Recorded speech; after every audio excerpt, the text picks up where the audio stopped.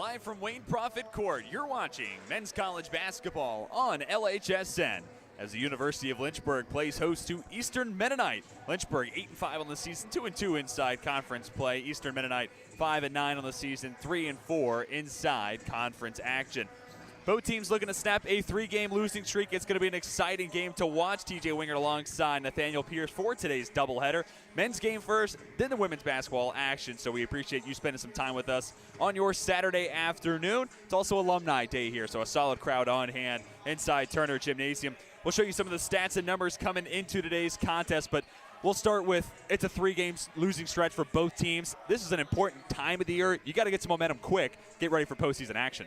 Oh, yeah. Both of these teams are going to be coming in fighting for this victory.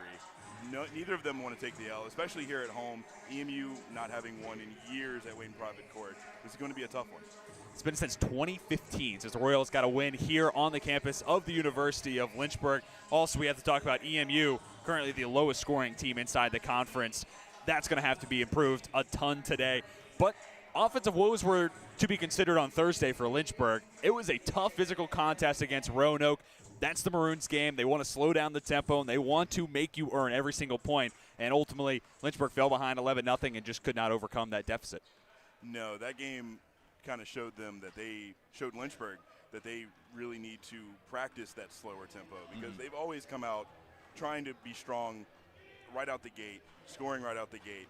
And when a team like the Maroons slows them down and halts them right there, there's no coming back for Lynchburg, and they really need to work on that.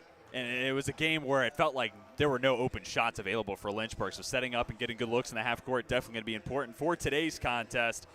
Moving forward, we'll talk about some players to watch in today's contest. And when you talk about Eastern Mennonite, Tim Jones has been fantastic all year long. Grad student from Forestville, Maryland, over 15 points per game, but also 6.6 assists per game. Not only is he scoring the basketball, but he's making it easy for his teammates.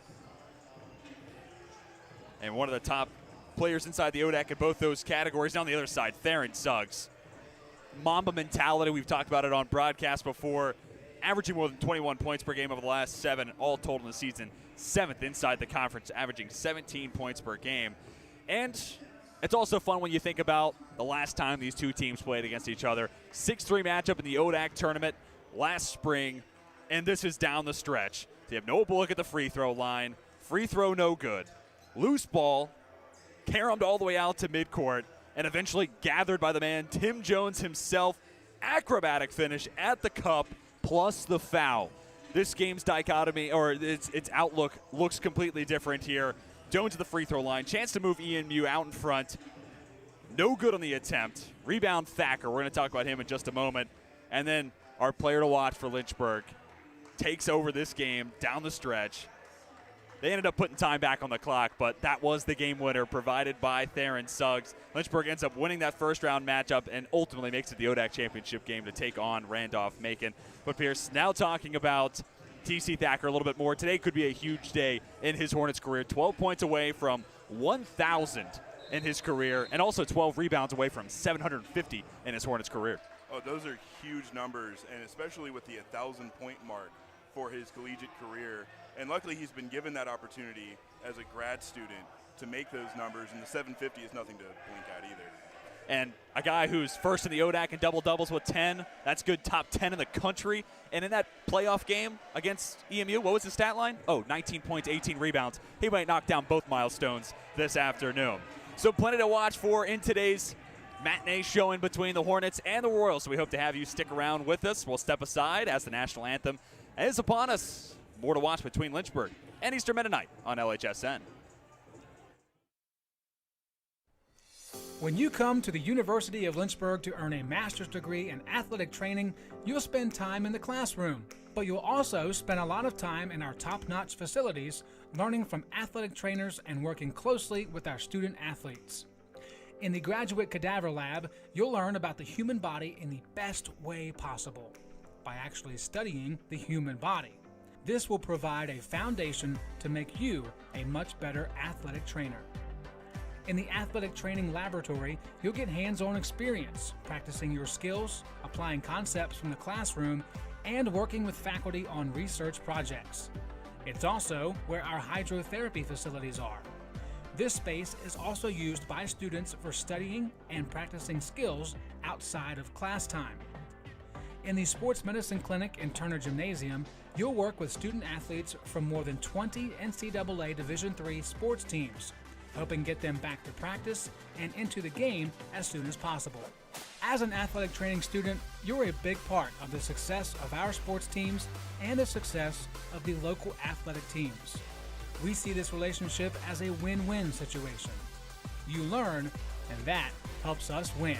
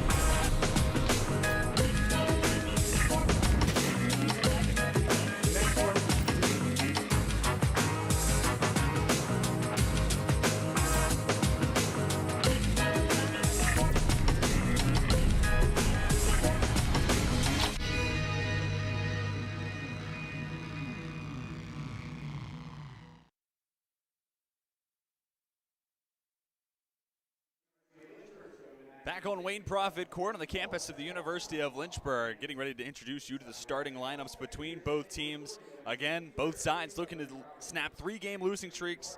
Lynchburg currently 7th inside the ODAC standings. Eastern Mennonite right behind them at 8th. This is also a huge pivot game for two teams trying to climb up the standings. Here are those starting lineups. Ms. Nguegwe, senior from Morristown, Pennsylvania, gets his 6th consecutive start. Landon Swingler, freshman from Charlottesville, Virginia, with Mark Burkholder in the first of 2 meetings last season, I should say. In the regular season, Mark Burkholder set a career-high 18 points against the Hornets. And Aviwe Malong, freshman from Johannesburg, South Africa, joining the starting lineup alongside Tim Jones, who our player to watch for good reason. On the other side, Lynchburg, a little bit of a change to the starting lineup. Theron Suggs, our player to watch. You already know about him. Izzy Lockamy, a sharpshooter. Have to keep an eye on him beyond the perimeter. Dow Dutton, first start of the regular season this year. He started every game last year for the Hornets, so another big towering presence down low for the Hornets. And then it's Carrington Young, the stretch, guard, forward combo, and then T.C. Thacker, player we were just talking about. 12 points away from 1,000, 12 rebounds away from 750. We're introducing the Hornets now onto the hardwood. It's Alumni Day, so it's a big day for this team this year, but of course it's also fun having some of those players come back in the stands today cheering on the Hornets. Oh yeah, I'm sure, especially for our team today, they're going to really want to show up and show out for those alumni that are here to support. And they came to see a win. No doubt about it. Also, we'll talk about the head coaches today. There is a bit of a change there for Eastern Mennonite. It will not be Melvin Felix on the sideline today for the Royals. Instead, it appears that assistant coach Bill Hale, with 28 years worth of experience, so a quality coach to step up and take over as the head coach today for EMU. And with him, you'll have Jimmy Bradshaw, his first year as an assistant coach, class of 2013 at Roanoke, but Coach Bradshaw actually worked with Washington Wizards G League affiliate Capital City Go-Go, so some plus-level college experience or beyond college experience on the bench to help out Coach Hale today. Again, down fourth-year head coach Melvin Felix. On the other side is 14th-year head coach Hillary Scott, one of the best coaches inside the conference, had Lynchburg receiving votes in the preseason top 25 from D3Hoops.com, and he has his team as the preseason pick to finish 4th in the ODAC. Well, now you know just about everything you need to know for today. It's the first of 2 games on the docket here on LHSN. Lynchburg and Eastern Mennonite, first the men's basketball sides, and we'll have the women's basketball game set for a 4:30 start.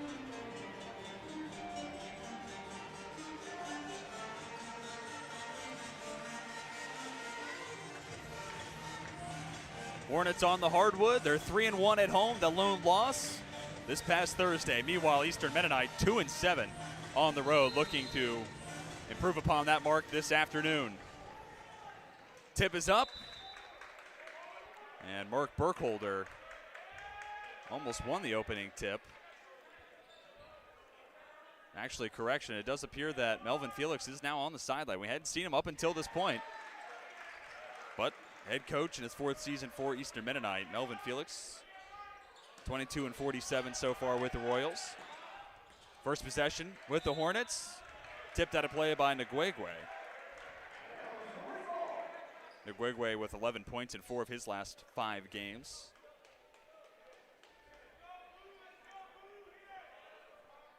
Suggs to inbound from underneath the basket. Just under 2 assists per game. And lofts it up to Thacker. Dunton off the glass. Shot no good. Well defended by Landon Swingler. Not giving up an inch to Dunton.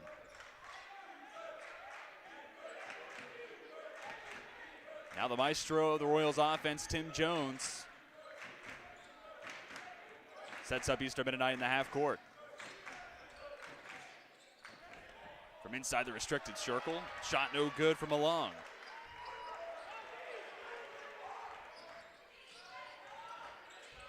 So a couple of shots for each team inside the inside the arc. Still looking for our first point, 54 seconds into the game, tipped out of play. Once again, we'll see an inbound set for Lynchburg.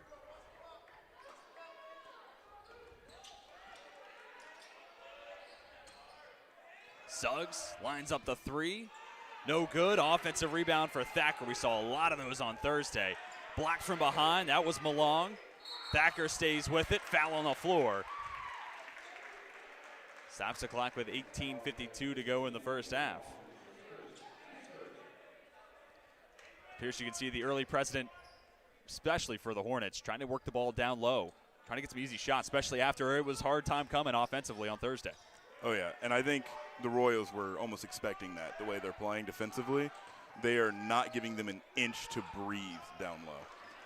And in specific, Aviwe Malong been that second defender to come out and help out when Dunton or Thacker gets the ball in the low post. It was a strategy that Randolph-Macon used more than a week ago now. Speaking of Malong, he's defending Carrington Young. Another foul called.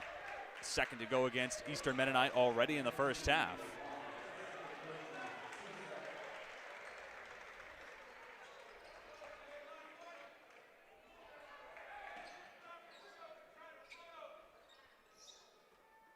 Inbound out to Dunton from one big to another. Thacker looking to open the scoring. Air ball. Offensive board and a putback 2. And Dow Dunton, welcome to the starting 5. You've broken the ice. Hornets ahead 2-0.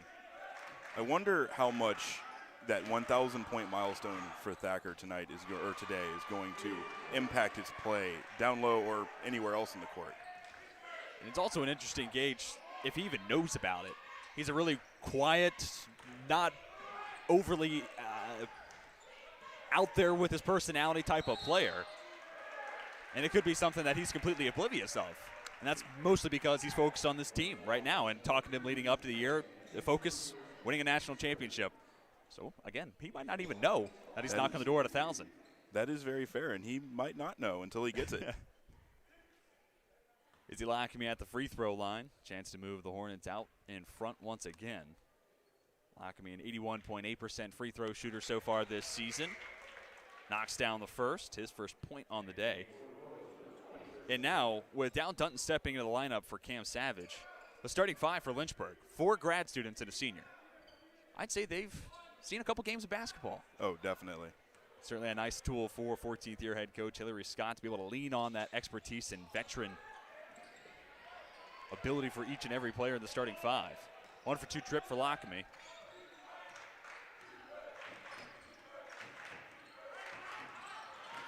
Jones works towards the baseline, picks up his dribble, looking for help. This is Chris Simmons at the free throw line, swinging it back to Jones. The southpaw lets it fly. 3-point shot knocked down. EMU ahead by 2. If Lynchburg wants a chance in this game, they're going to have to make sure they don't keep doing that. When they lose the man, especially Tim, on the edge like that, on the top of the 3, you're going to lose. Like it's not going to be a good game for you. Jones shooting more than 31% from beyond the arc. Certainly has the range. Thacker fouled to the near side low post. I'm almost convinced the Royals might know about Thacker's 1,000 point. Seems like they're trying to avoid it, and you might be right. 3-point shooting is also going to be big today. That was an area of weakness for Eastern Mennonite against Bridgewater. Royals shot just 17.3% from beyond the arc. Suggs knocks down a contested mid-range jumper in the face of Nguegwe. But 3-point shooting wasn't exactly a strength on Thursday for Lynchburg either. This game may well come down to who can knock down the most shots, create the best looks from beyond the arc. Jones looking for his second. Won't get it here. Rebound for Dunton. Suggs finds Lockamy. Shot blocked. Dunton keeps possession with the Hornets. Suggs for three. Misses it all. Bit of a sloppy start for both offenses.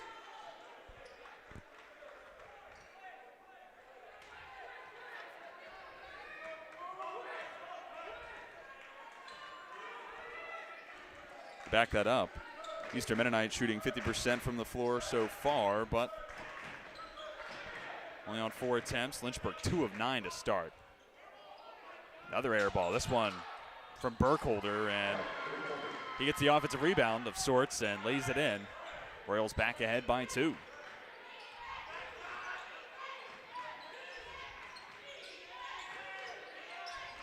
Thacker thought about the 3, stops, pops, lets it drop. Hornets tie it up at 7. So there's the first 2.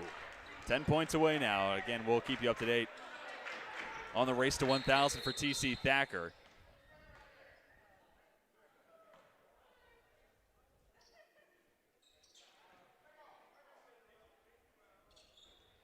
I hope Thacker's okay. You can see him kind of nursing that right hand a little bit as he actually comes off.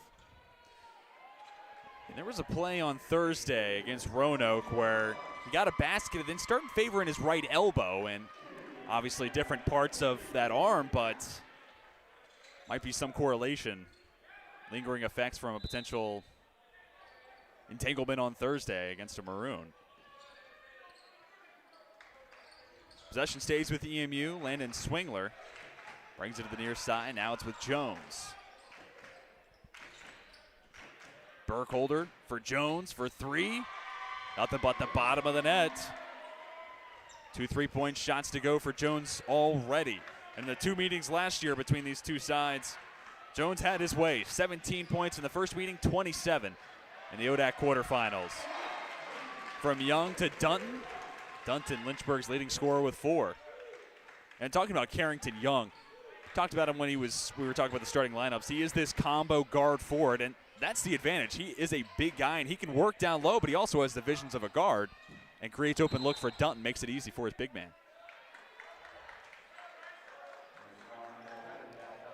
Dunton called for the foul on the defensive side. Clock stops with 14:56 to go in the first half, and Cam Savage, a normal starter for Lynchburg. This just becomes the second game all year long he was not etched into the starting 5. Also Jordan Parham, sophomore from Richmond, Virginia, guards the inbounder.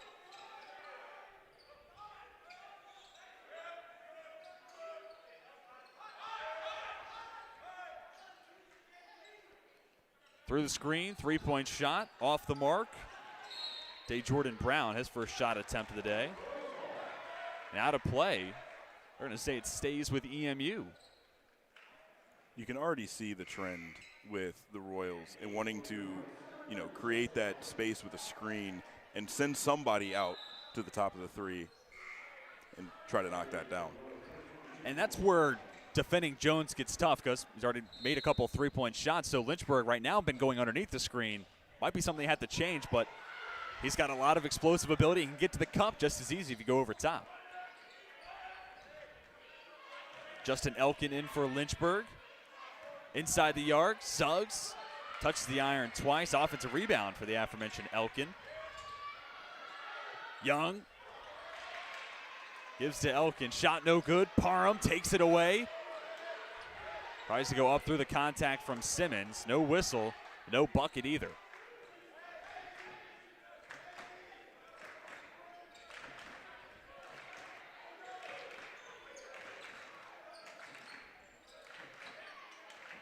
Jordan, the free throw line, Swingler lofts it up to Jones.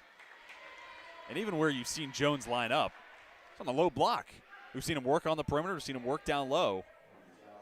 Again, speaking of his versatility and how many different ways you can use him. Clock stops, 13:56 to go in the first half. That means we've reached our first immediate timeout. Don't go anywhere. Plenty more to watch between Lynchburg and Eastern Mennonite with the Royals up by 1 on LHSN.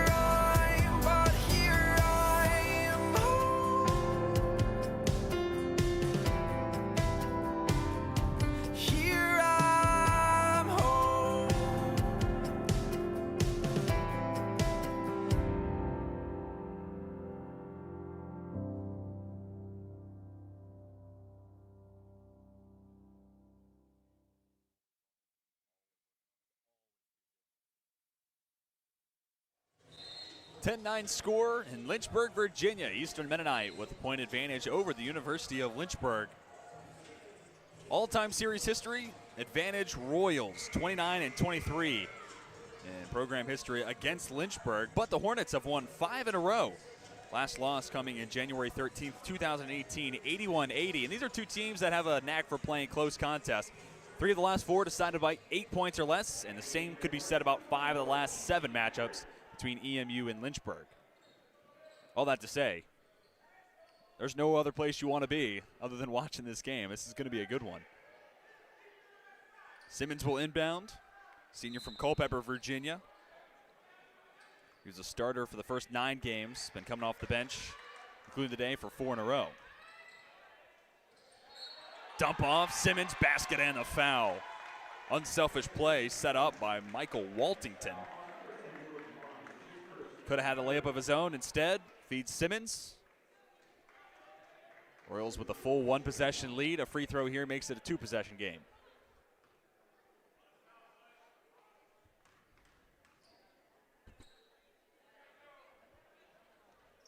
Nothing but nylon for Simmons. That's been one of his areas of weakness so far this season. 42.9% free throw shooter. Good start. I'm sure that helps his confidence. 1 for 1 from the line. Elkin down low for Thacker. 3 defenders swarm around. The grad student from Madison Heights, Virginia, gets tangled up. They're going to say a foul on the floor. Correction, jump ball. Possession stays. Double correction. It is a foul. Not often I get to say I was right the first time, Pierce, but this one feels good. If they're going to be playing like that for the rest of the afternoon, Thacker's going to have a very rough time. Again to Thacker, blocked by Simmons, board for Elkin. Suggs for 3, indeed. Simmons and Thacker once again entangled, both down on the hardwood. But on that possession, I think you see the disadvantage. If you're EMU and you're going to pay that much attention to Thacker, get ready to lose the bat on the boards. You're going to give up a ton of second chance opportunities, and this time it results in 3 points for the Hornets.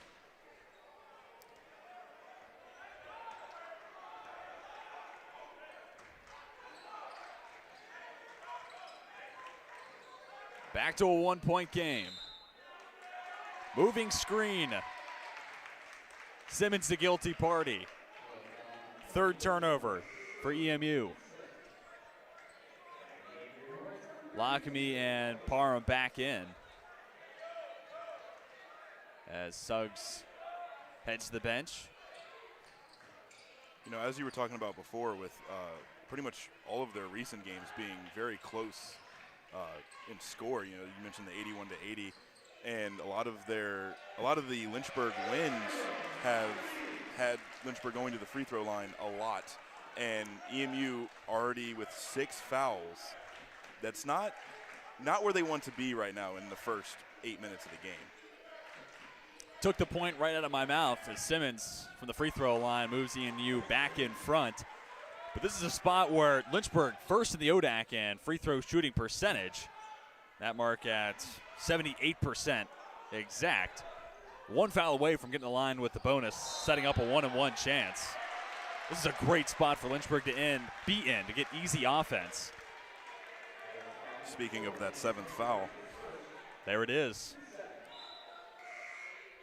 So now any whistle that goes against EMU, assuming it's not illegal offensive procedure, travel, double dribble, something of that nature, you will see a Lynchburg player head to the free throw line, which, like I said, huge area of strength all year long for the Hornets, and in specific for TC Thacker.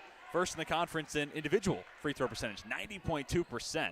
Savage well off the mark, comes flying in, trying to get the miss. Knocks Michael Waltington to the ground. 4th foul to go against the Hornets.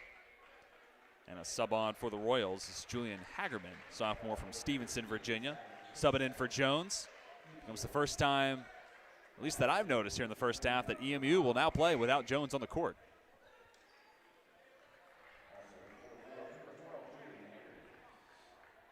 Jones with a team best 6, which accounts for 40%. The Royals scoring production, no assists so far for Jones, averaging more than 6 helpers per game.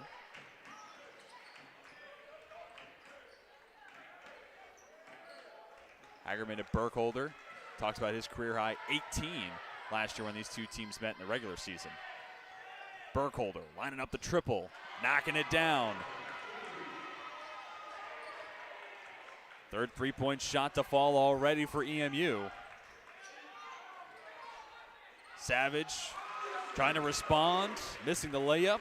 Offensive rebound, and 2 for Justin Elkin, bringing it back to 1-possession game. 3 threes, like I noted for EMU, just 1 short of what they had the entire game against Bridgewater. Hagerman, there's number 4. Through both hands. Interesting shooting motion, but EMU up by 5. A week ago today, Parham had a career best 21 against Randolph-Macon. Here he pulls up from the free throw line, misses off the side of the rim. 11 minutes to go in the first half, and at this point of the game on Thursday, Lynchburg still was without a point in the game.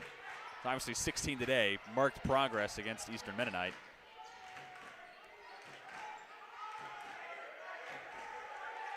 Ten seconds on the shot clock.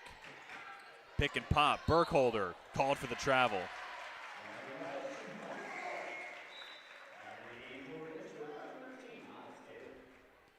Miles Taylor checks in for the first time today. Almost halfway through the first half. Been back and forth for the most part.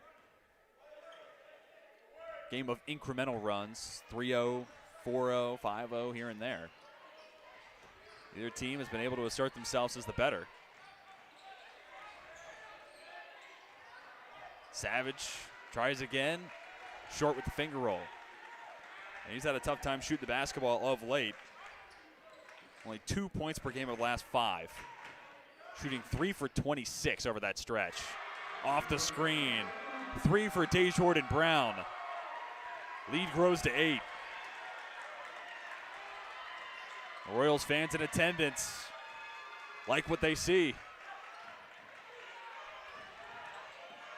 Lockamy swings for Savage, shot fake, long 2. Knocked down, and talking about Savage's struggles, that has to do a wonder for his confidence, if not anything else. Oh yeah, those makes always, they get you rolling.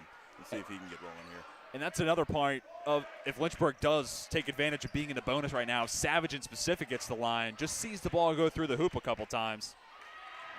Might make him get back to where he was against CNU and Washington and Lee earlier this season. Rare miss from that close for Lockamy. Taylor can't get the putback too either. After the game Thursday against Roanoke, Coach Dylan Hall on the postgame interview described the offense as just missing shots they normally knock down. It seems that has carried over into today, especially in transition. Lockamy missing that layup. Don't know if I've seen that at all. Uncomfortable mid-range jumper, Nguegwe off the mark. which I have to give credit. Ms. Ngwegwe, best name I've been able to call all year long, regardless of sport. Good stuff from the senior from Pennsylvania. Timeout call with 8:42 to go in the first half.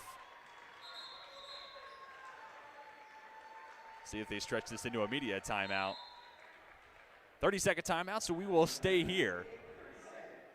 We talked about it a moment at the start of the broadcast, but the coaching for both sides, Melvin Felix in his 4th year at the helm for the Royals, former standout player at Roanoke College, and was also an assistant coach at EMU under Coach Kirby Dean. And for Coach Hillary Scott, this is a really tough time for this team in specific. A couple of early wins in the year that really jump off the page. CNU, you beat W&L at Washington and Lee. And then this recent stretch on top of games being moved around because of COVID. This just speaks to what college basketball looks like in 2021, 2022. And the teams that Lynchburg has lost in this 3-game losing streak, Worcester at Worcester, #1 team in the country, Randolph-Macon, and Roanoke on Thursday. We talked about first home loss, and Roanoke, preseason top 20 team in the country. This has been a daunting schedule, and it doesn't help that games at Guilford and Shenandoah, favorable games for Lynchburg, moved around, and they'll be played later on in the season. Yeah, Tim Jones is back in. All of these games being moved around and shifted and times changed, it's got to throw the rhythm completely off. I know it would for me. And rhythm, I think, is the key word, right? Because Thursday and then today, the offense just didn't look like itself. The Hornets were up by a point at Randolph-Macon last Saturday, and that was as good a half I've seen Lynchburg play all season long. The second half went sideways. Some mistakes, and Randolph-Macon made Lynchburg pay for each and every one of them. Words of Coach Hillary Scott, not just my own. But then Thursday against Roanoke, and then so far today, some weird, unorthodox moments for the Hornets. And you wonder how much of that is getting ready to play and then having to cool back down because the game's been moved. Taylor, nice Euro. No good with the right hand, and less than 8 to go in the first half.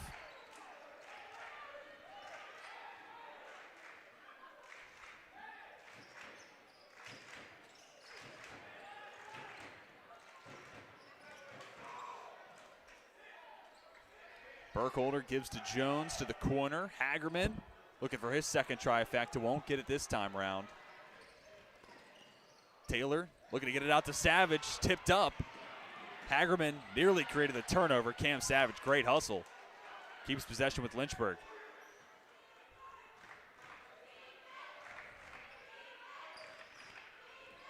Suggs.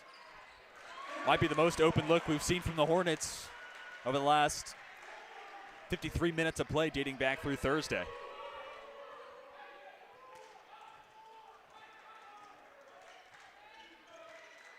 Most importantly, if you're a Lynchburg fan, the deficit's down to 4.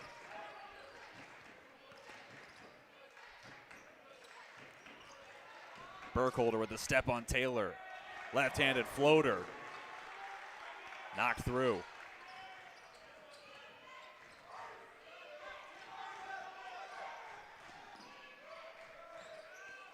Thacker from beyond the arc. Toilet bowls out.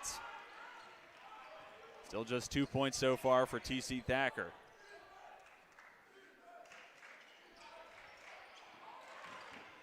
Thacker does have 4 rebounds already, so 8 short of 750 in his career.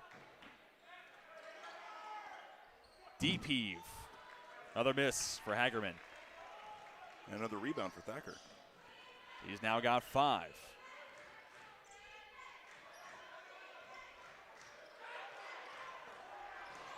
Taylor maybe left that pass a little behind Thacker, but the big man stays with it. Give him the bucket and the foul on top.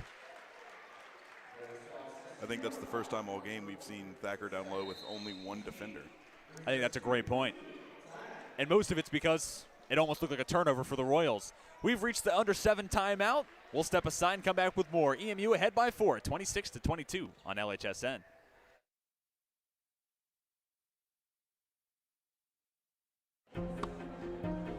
I was looking for a school that could provide me with the athletics, academics to pursue my career, a wind symphony to pursue my passion for music and really have a nice general atmosphere. The professors here are really unique, their background and their passion for teaching. It's really a place where you can explore.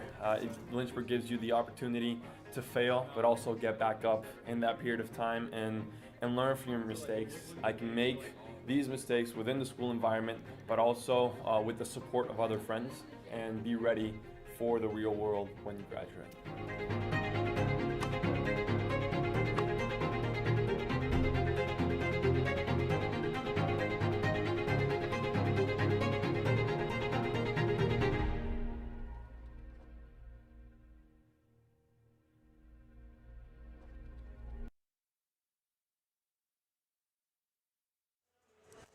Less than 6 minutes to go in the first half. 26-22 your scores. You're watching the Lynchburg Hornets Sports Network.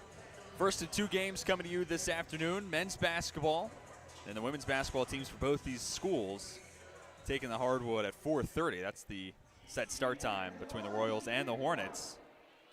We come back from the media timeout with T.C. Thacker at the free throw line. And right before we went to the break, he made a great note. After that made basket, Thacker knocks down the bucket and the foul. But it was the first time all day long he has not had a second or even a third defender immediately come and pick him up. And that's been one of the major takeaways so far. There's a whistle right before EMU brings it across half court, but we'll take this pause opportunity. What have you seen on the other end of the court? It's been tough for Lynchburg to generate inside the painted area. What have you seen on the other end for EMU's offense and Lynchburg's defense? EMU is just using those screens, honestly. They've been using them extremely effectively, shooting – 41% from three, 5 of 12. And, I mean, Lynchburg can't let them keep that up. And what they're doing, you'll see these screens at the top of the key, and Lynchburg, to this point in the contest, has been going underneath. And the likes of Jones, Burkholder, Hagerman, one time round, took that space, and it was all they needed to knock down the three ball. Fifth foul to go against Lynchburg. This one goes against Taylor, his first. So another opportunity for the Royals. Jones to inbound.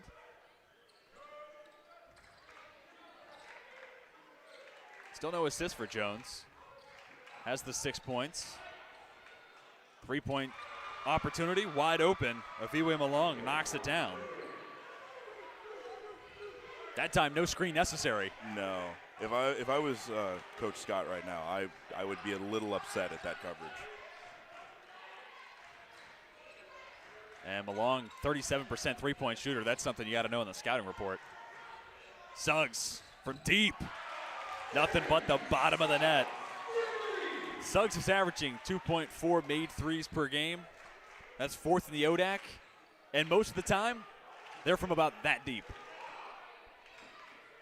Transfer from Emory and Henry in his third year with the Hornets. Jones, well-contested shot, against Thacker. Ultimately results in Malong being open once again. Back-to-back possessions where Aviwe Malong knocks down a three-point shot. Different look defensively here for EMU. Makes it easier for Thacker. Off the glass and in, he's got 7. 5 points away from 1,000. Timeout on the court with 4:23 to go in the first half.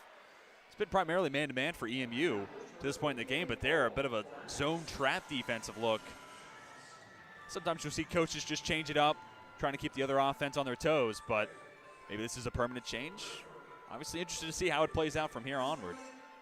If I was EMU, I'd be worried about that being a change and Thacker just going off down low like he has twice now. I think that's a great point. Man-to-man's been a really good and effective way of making sure, hey, Thacker's got at least one person on his back. And then what we've seen every time Lynchburg gets down in the low post, a second and a third defender come. But the benefit for Lynchburg doing that, and again, this was a strategy that Randolph-Macon did a lot last Saturday, and T.C. Thacker had 6 assists in the first half against the Yellow Jackets. He has this Nikola Jokic ability as a passer, despite being the big man and the guy who does the dirty work down low. Great vision, finds open teammates, and it paid dividends against Randolph-Macon. Haven't quite seen that come to fruition today, but that's certainly in play for Lynchburg. 4-point game, 4:23 to go. Two teams still in the huddle. And we've talked about the losing streak as well as the ODAC standings. really can't put enough emphasis on how important this game is at this point in the year. It's fun when conference play starts and you're feeling out where the conference might shake out, but now this becomes the 8th ODAC game for EMU, the 5th for Lynchburg. Obviously that's been changed and altered because of those reschedules, but you're getting to the point of the year where you need to start getting hot, figuring out who you are, and get ready for postseason tournament time. I can only imagine there's extra pressure on the Royals today to win this game, because not only would it bring them even in conference play, but it'd be their first win since 2015 at Wayne Prophet. And like you talked about with the standings, they would leapfrog Lynchburg. Currently 8th in the standings, Lynchburg 7th. A win, you're up and over the Hornets. Malong, not this time. Good opportunity. Nguegwe almost got 2 more on the second chance. Lynchburg recovers defensively. Made basket here, or a pair of free throws brings it back to a 1-possession contest. It's still that zone defense. It's a 2-3, but with the guards coming out far. Lockamy from the corner. No good. Foul on the floor. It's going to go against Carrington Young. 6th foul to go against the Hornets.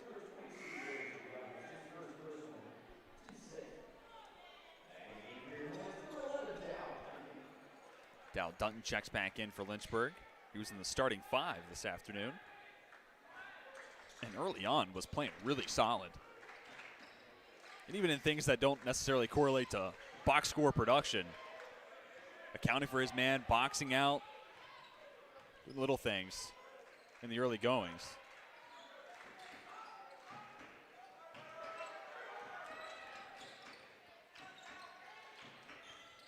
Malong working against Young. Gives to Simmons, working against the smaller defender. Up and over Lockamy. 6-point lead for the Royals. Give and go, Parham. In and out on the 3-point attempt. Dunton. It's another offensive rebound.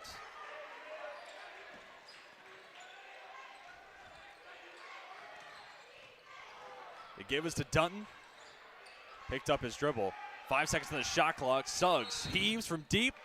Foul. And with 3 seconds on the shot clock, there is a gift given to Lynchburg. Suggs is going to step to the free throw line. If he knocks down all 3, it's a 3-point game.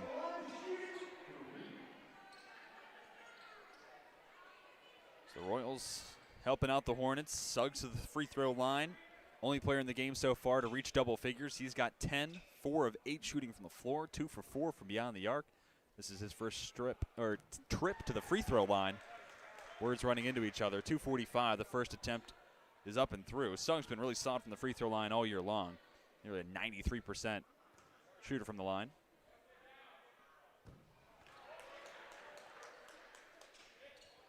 Even at the end of that play, Nguegwe talking to one of our officials about the foul that went against the senior from PA. Today's officiating crew, by the way, Charles Trent, Reginald Kane, and Casey Regetz.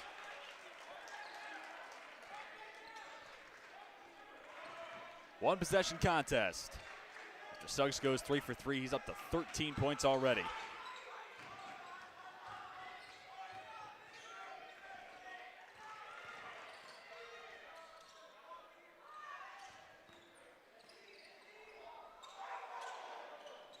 Nearly a travel against Jones. That's what the Hornets bench is lobbying for. Foul on the floor before the shot was put up by Swingler. So the shot clock goes from 4, it resets to 20, and an inbound play for Eastern Mennonite, or at least that's how it was originally being set up. That turns out to be the 7th foul to go against Lynchburg.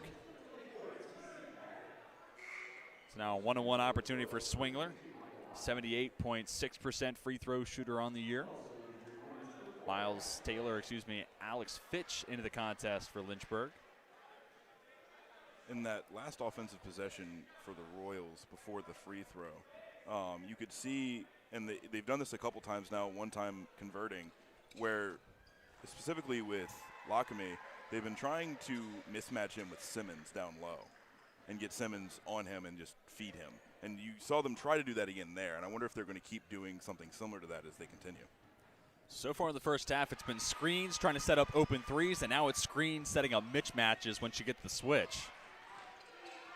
The offensive blueprint certainly revealing itself for the Royals. Fitch in front of Swingler. Gives to Suggs. Defended by Jones. Our two players to watch.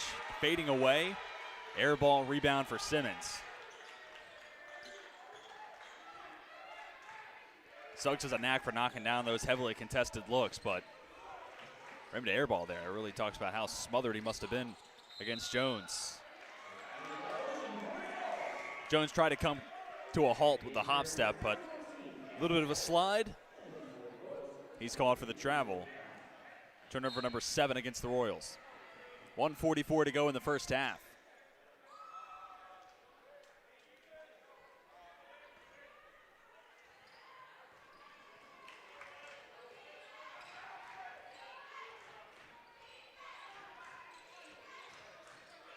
Savage takes screen left from Dunton. Transfer from Barton College. Gives to Thacker.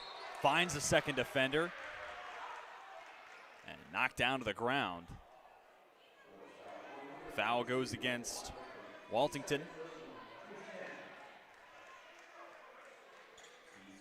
That is the 10th foul to go against Eastern Mennonite. So in a 1-on-1 situation, Thacker's as close to a guarantee as it gets to getting both, but now he is guaranteed, fully guaranteed. 2 free throws. 5 points away from 1,000. Rare miss from the line.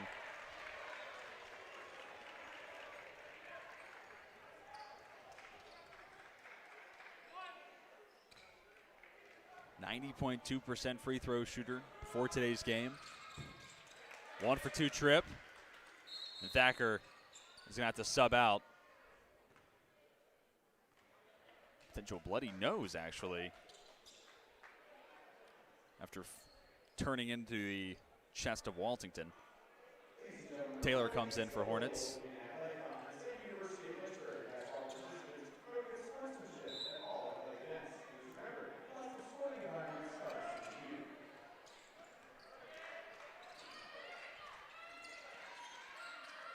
Working his way into the paint. Stay Jordan Brown. Jones trying to loft it up to Simmons. Gets past Dunton. Elevates. Won't convert on the slam, but is fouled. So Chris Simmons, the line for attempts number 2 and 3 on the afternoon. Senior from Culpeper, Virginia. Only averaging 4.5 points per game coming into today's contest. Talked about it. Was a starter for the first 9, then coming off the bench with the last 3, and then including today makes it 4. But he's been a huge part of the offensive sets for the Royals. Free throw gives him a EMU best 8. Just edging past Mark Burkholder at 7.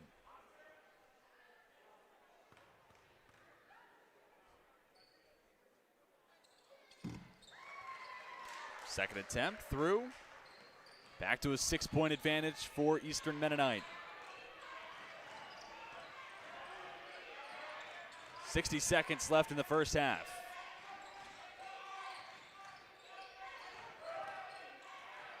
Dunton with an easy 2. You could just feel the energy and the almost necessity of that last play from Lynchburg. They seem to be playing with a little bit more aggression now. Needed a bucket and got it.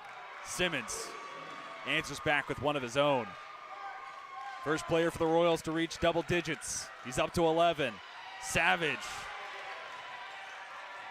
just barely able to get the pass off ahead of traveling. 4-second differential between shot and game clock. Dunton to Parham. 3 no good. And now the shot clock turned off. Final possession of the first half is with EMU. 10 seconds to go.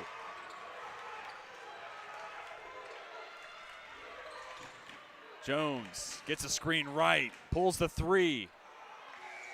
Shot well strong, and that'll bring it close to the first half of play between Eastern Mennonite and Lynchburg. First 20 minutes did not disappoint. Royals ahead 40-34. Don't go anywhere. We'll step aside and come back with some stats from the first half of play. Plenty more to watch between Lynchburg and Eastern Mennonite on LHSN.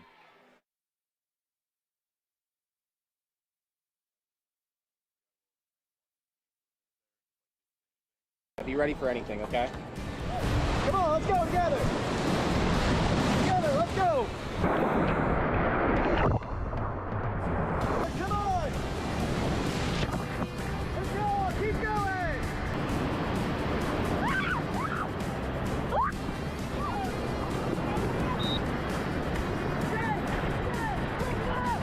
Carry this to death to it.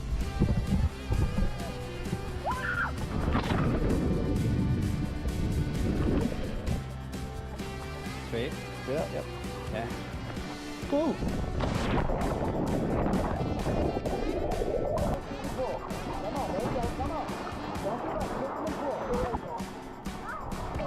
Good one. All right, guys, you see the meat grinder down here?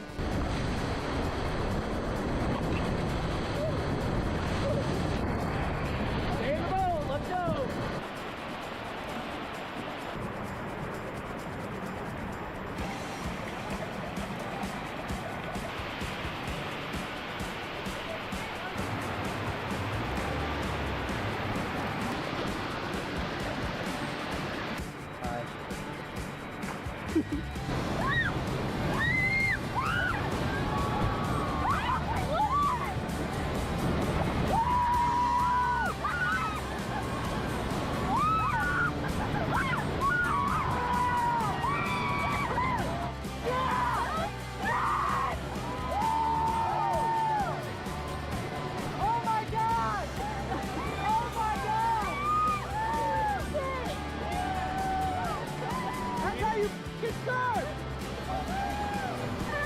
Camera?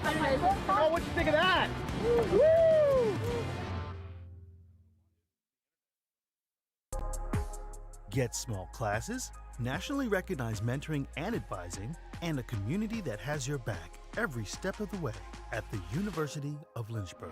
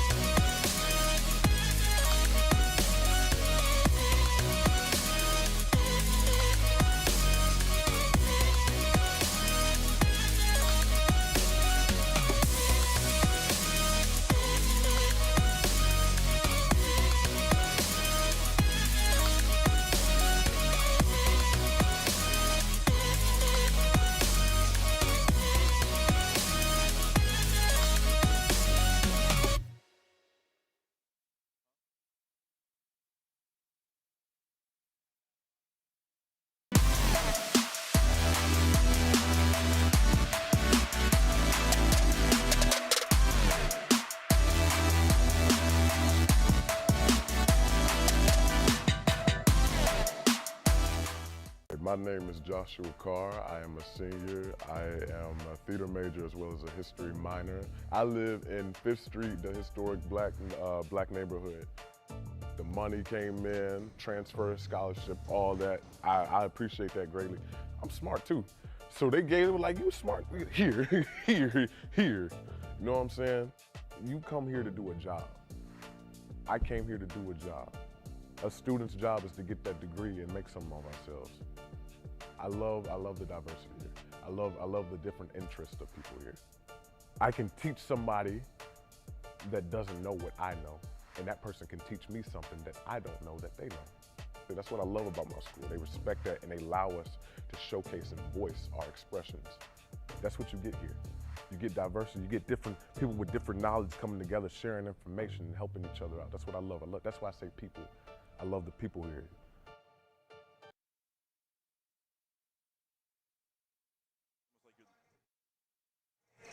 40-34 your score at halftime.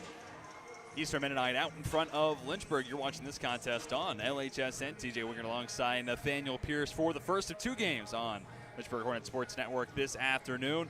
We're going to get ready to show you some of the stats and numbers from that first 20 minutes of play and also talk about some of the major takeaways.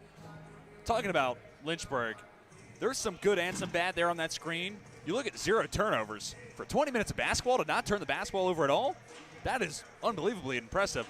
But I think that really shows to how tough it's been on the offensive side generating offense. 13 of 39 from the floor, 2 of 10 from beyond the arc. And it's just been more of the same from Thursday. Not a lot of open looks to go around. No, not at all. And if you were just to look at that one stat, you'd be super excited, like you said. Doesn't tell the whole story, though. No, not at all. And then for EMU, you look at the shooting splits, 48.3% from the floor, 41.2% from beyond the arc. That's fantastic offense, and a lot of it hasn't even really come from the starting lineup. 17 points off the bench, mostly from Chris Simmons, who has a Royals best 11 so far.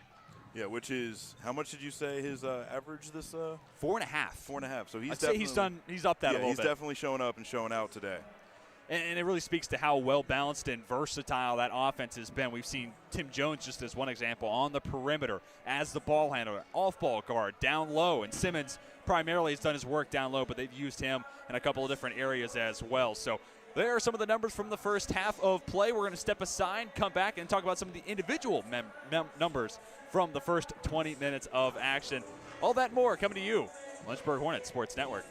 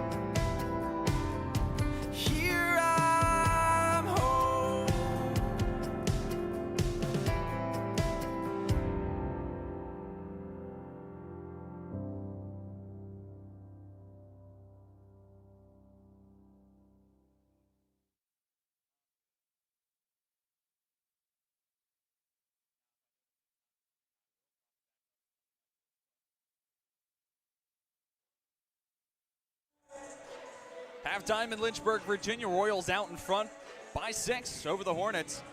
Getting ready for the second half of play. It's been an exciting 20 minutes so far. You're watching the Lynchburg Hornets Sports Network. TJ Wingert alongside Nathaniel Pierce. Pierce, talking about some of the individual members. We talked a little bit about Chris Simmons, but 4 for 4 shooting from the floor, 11 points. He's just been a really nice extra wrinkle into this Royals offense. Oh, yeah, especially coming off the bench right behind Burkholder and Jones.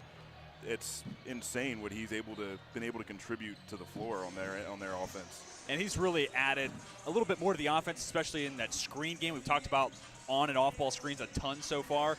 But him getting mismatches after they get the switch, he picked on Izzy Lackme a lot down low, which, you know, sub 6 foot guard going up against someone that's 6'5", almost 200 pounds. Not necessarily an ideal spot for Lackme, and I think that's just credit to Melvin Felix. He's created a lot of good open looks. On the other side, game's highest scorers, Theron Suggs with 13.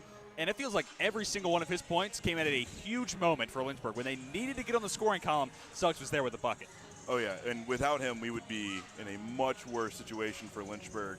But it hasn't helped that the 3-points have just not been going in for anybody else. So you look at Suggs, 4 of 9 from the floor, 2 for 4 from beyond the arc, but then the likes of Jordan Parham and Izzy Alakami combined 0 for 5 from three-point land. That is a trend that has to shift once you get to the second half, because if it's just Suggs heaving it from deep, you can account for one guy. But when it's 3 and 4 players making you defend the three-point line, that's where it becomes more challenging as a defense. But we're 20 minutes in. Whole lot of basketball left to be played between these two sides. We're going to take one more pause, come back, get you ready for the second half, talking about adjustments both teams can make. So don't go anywhere. Plenty more to watch between Eastern Mennonite and Lynchburg on LHSN.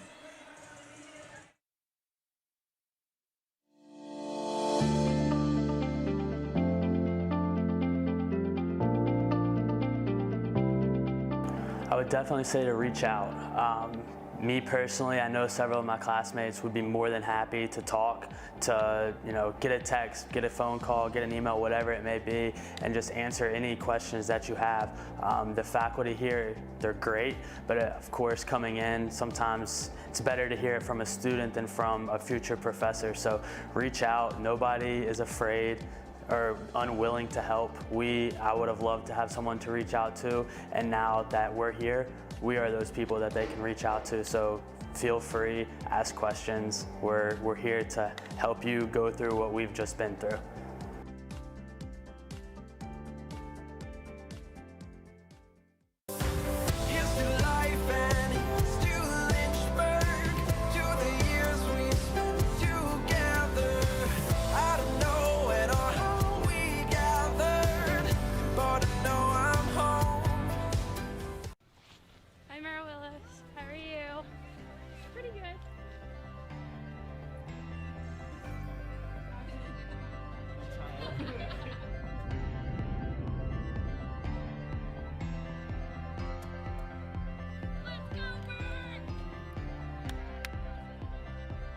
A lot of people go to the universities to find something to be a part of while getting their education. And when you come here, Lynchburg is that something. It becomes a family.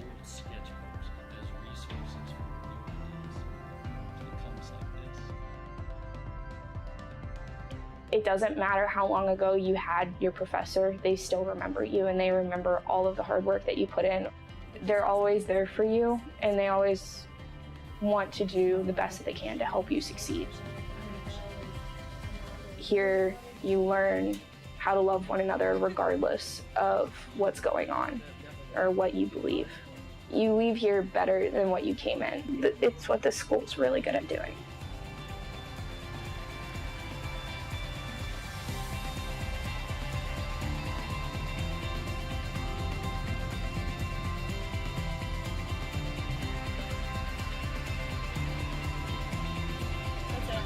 Okay.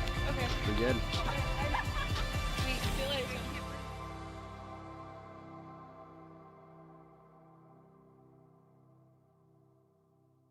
Look what you're missing.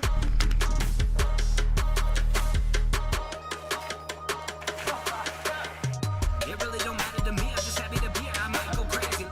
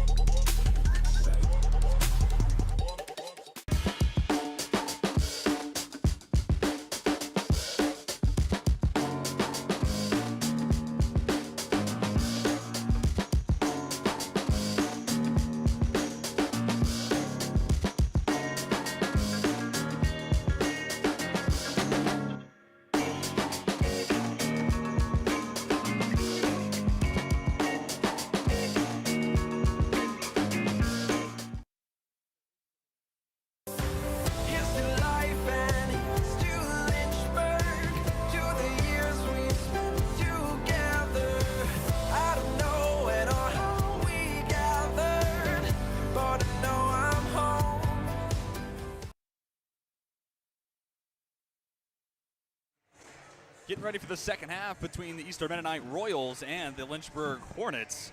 But before we get into the second half, I want to update you on some of the scores from around the ODAC conference. EMU currently 8th in the standings, Lynchburg at number 7. Hampton City taking on Roanoke in a good game thus far at the break. 32-all between the Tigers and the Maroons. That's a fun game. We'll keep you up to date on that as the game progresses. Bridgewater at home taking on Randolph. Eagles ahead of the Wildcats by 5, 36-31.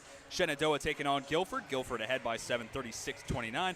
And the final game being played today, number 1 team in the country, Randolph-Macon, in the driver's seat taking on Ferrum, up 37-24. And again, we'll keep you up to date on those scores as this game progresses. We talked about it. This game is huge for both these teams, trying to pole vault up the standings. Same could be said about every other team around the conference. There's a whole lot of movement that's going to be coming over the next couple of weeks in that standings leaderboard. But buzzer sounds. We're getting ready for the second half. Pierce, let me hear it from your perspective. What are some of the big adjustments you think each team can make, starting with EMU? EMU, on defense, they need to be worried about those three-point shots coming down for pretty much everybody besides Suggs, because they're hopefully Lynchburg's going to start making them, and EMU is going to start to struggle if they focus so hard on the paint. Especially in that new look zone defense, right? You saw the wings really open up. Oh, yes. So if Lynchburg can start putting down those threes, then EMU is going to definitely have to overcorrect with that one. And on the other side, Lynchburg, again, we talked about it at halftime. You look at 0 turnovers. Wow, this is one of the best games of basketball they've been playing all year. But then you look at some of the other stats, and it's okay, the offense is still lagging behind. Ultimately haven't created a whole lot of space, and I think that's the big adjustment here in the second half. Would you agree? Oh, yeah, definitely. Find some more separation, make it easier for the likes of Parham and Lockamy to get those open three-point looks. But it's Eastern Mennonite with the first possession of the second half. Jones, three-point shot put up by Malong, no good. Royal shot more than 41% from beyond the arc in the first half. See if their hot shooting continues. Thacker had it knocked away by Burkholder. Big man gathers once again. Right-handed layup, no good. Dunton, offensive rebound, might have had Suggs open in the near side corner. Instead, Dunton stays with it. Left-handed hook short. That was a missed opportunity, leaving Suggs open like that and not passing him the ball. Empty possession for Lynchburg. Malong out to Burkholder. Top of the key. 3 is strong. Rebound, Suggs doing it himself. Finds Lockamy in transition. Trying to get it to Thacker, and again, Burkholder on his hip, tips it out. 19 seconds on the shot clock as the Hornets will inbound from the far sideline.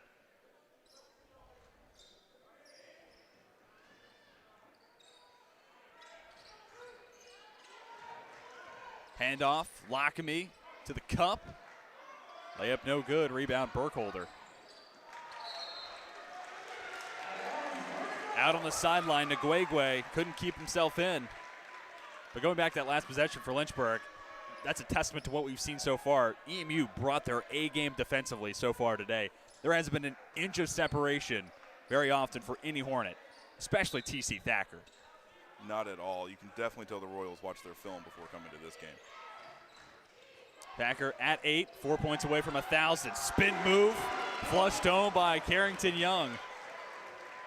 And we talked about Young as this combo guard forward, but he's also just a spark player, right? He brings the energy like no one else on this roster. Anytime he scores, not only the team, the entire arena starts getting pumped up. Nearly turned over by the Royals. 10 seconds on the shot clock. Jones picked up by Dunton. Now it's Burkholder driving in. Nice finish at the rim. Dunton did everything he could to make sure that did not go in. Burkholder's got 9.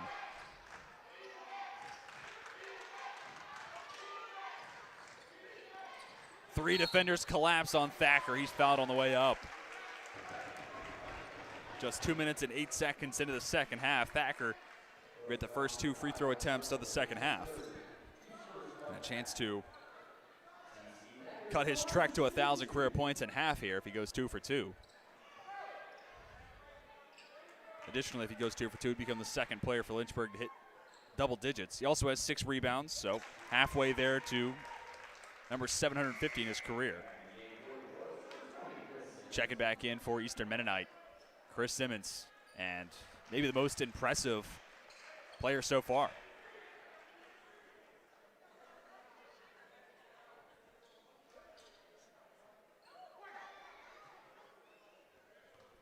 Thacker can now ready for the second. Goes 2 for 2. He has now reached double figures, 2 points away from 1,000. Additionally, talked about his scoring production this year.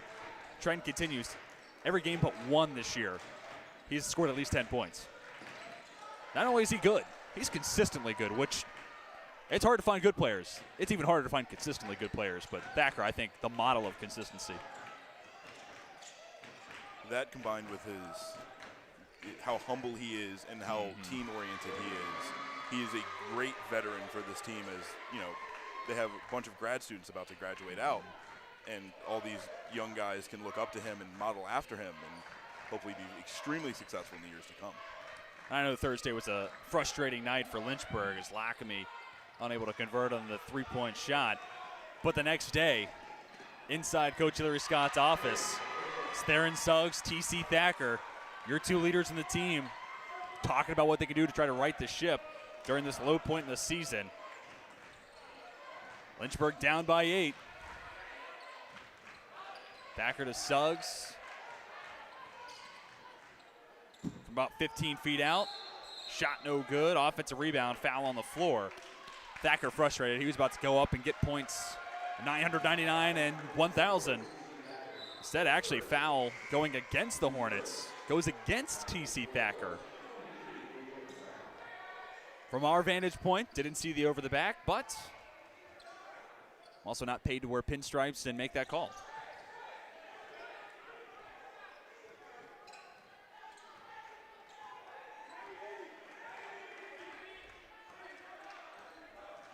Eight points, 1 assist so far for Tim Jones. He had 17 in the first meeting between these two teams last year, then a career best 27 in the ODAC quarterfinals. Malong's up to 8. Double-digit advantage for Eastern Mennonite.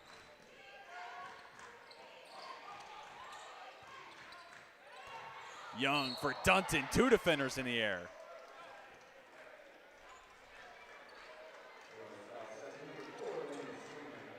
On defense, it seems that Coach Felix definitely went in that locker room and said, if it's not broke, don't fix it.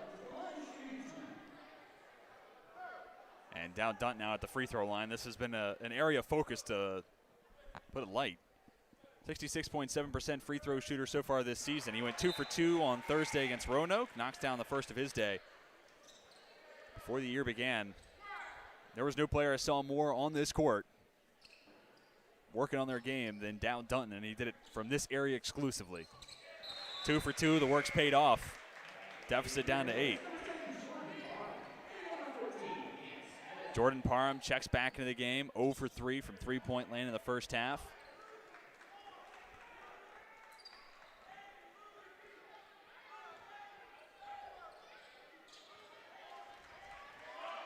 Four minutes gone in the second half.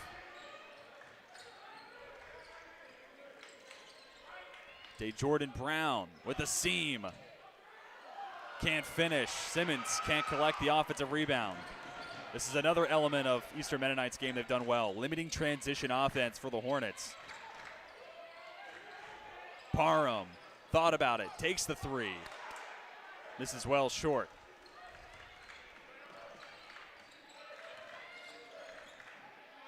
Malong. No good.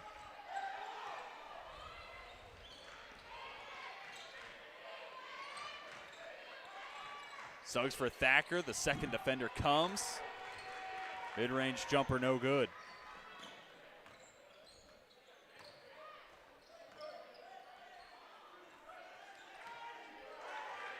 Both offenses cooling off now. Jones defended by Thacker. Pass fake, three-point heave, off the mark. No numbers advantage for the Hornets. There's that 3-man again. Young, nice feed to Parham for 3 indeed.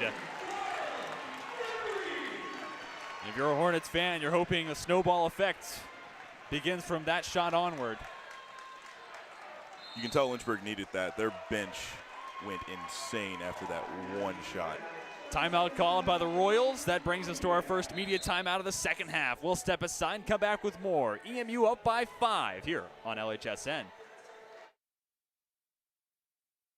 The biggest thing that I've taken from Westover is probably my interactions with faculty. I started working with Dr. Fryer. He's always available for help, and he makes sure that I get to do the experiments and not just be there while he does them.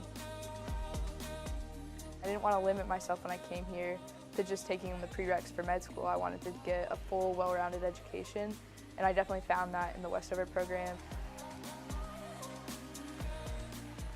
It's given me the opportunity to keep playing soccer at a competitive level, but also it's given me the ability to be a student and to pursue other activities such as EMS.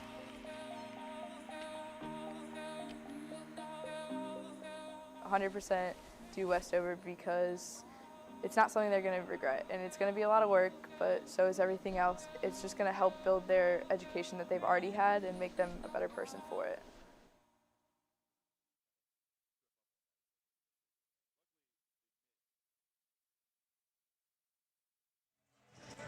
14:29 left in regulation.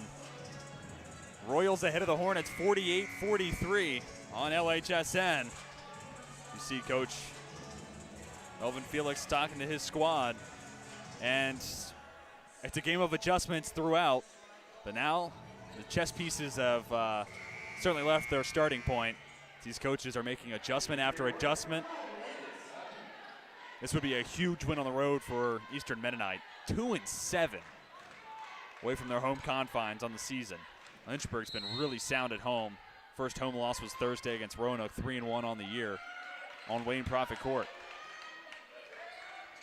It would also be the first win at Wayne Prophet since 2015 for EMU. Offensive foul brings an early end of the possession for the Royals. Jones called as the guilty party, his first foul of the day.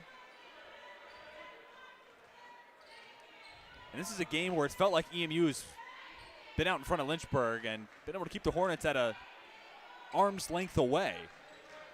But you're a make away from a one-possession game in the second half. Lynchburg has done just enough to keep themselves alive. Landon Sutton, first time seeing him on the court today. He's standing in the near side corner. 10 seconds on the shot clock. Young works his way in, lost control.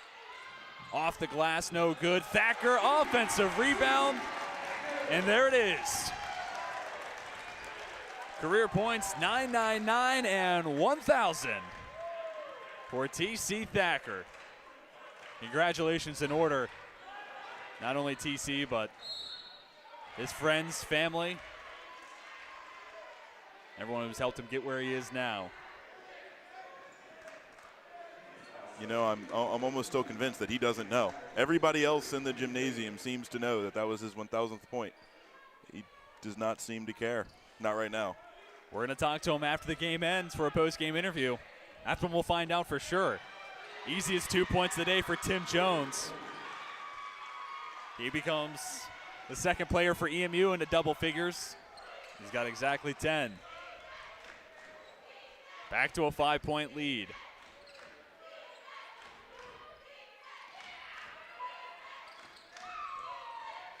Sutton finds Parham. Catch and shoot off the front of the rim.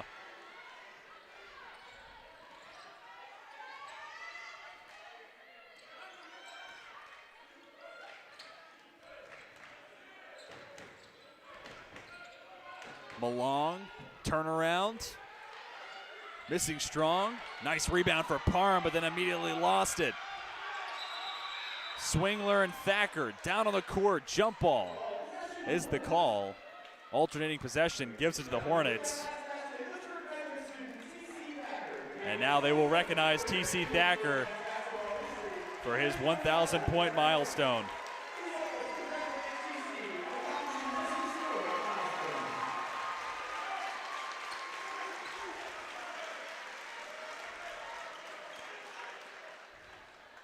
And again, speaking to his character, I don't want to call him a man of few words, but he's getting a standing ovation in front of everybody inside this gym, and you wouldn't know if you were just looking at him. His focus is on this court, on this game right now.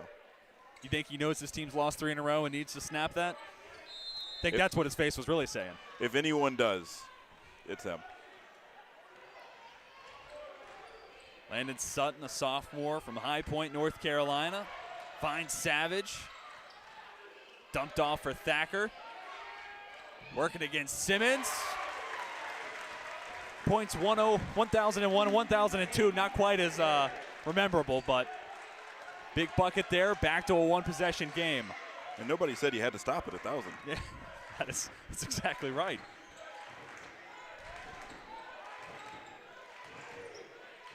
Day Jordan Brown from the free throw line sinks it. And a game where we've seen both offenses be stagnant during stretches. Now they're both heating up. Parham looking to keep it going. Air ball on the three-point attempt.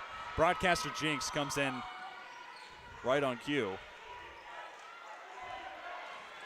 And Coach Felix, the Royals bench, telling Brown, pick up the tempo. Not often you hear a coach, while his team's ahead on the road in the second half, pick up the tempo. I feel like from Felix that would be a good call because, I mean, you said Thacker get 1,000 points. Lynchburg is feeling it right now. They're going to try to make that comeback. That tempo's got to stay up for the Royals. Additionally, the tempo you've been playing at, it's the reason you're up by 5. Why change it? Exactly. You said it earlier. If it ain't broke, don't fix it. That was on the defensive side. Hey, same could be said for the offense. Just under 11.5 minutes left to be played. Inbound goes to Fitch. He finds Suggs. Suggs, game's highest score with 14. Cuts to the basket. No good. Gets his miss. Lost control. Gathered by Malong. And the foul goes against T.C. Thacker. Third foul to go against Lynchburg. Neither team really knocking on the door to get into the bonus. 3 fouls for each side. You know, like we talked about before, EMU is doing a really good job as to not giving those fouls up because, I mean, as we've discussed, the more free throw attempts Lynchburg has, the more likely that EMU is not going to win this game. Lynchburg in wins, averaging more than 18 free throw attempts and losses less than 12, and some of that is intuitive. You win games, you get sent to the free throw line late. Well, of course. Sure, there's correlation, but it also speaks to taking advantage of one of your strengths. First in the conference in free throw shooting percentage at 78%. That's a great mark for any level of college basketball. Fading away, Jordan leaves it short. Spin move from Sutton, blocked from behind.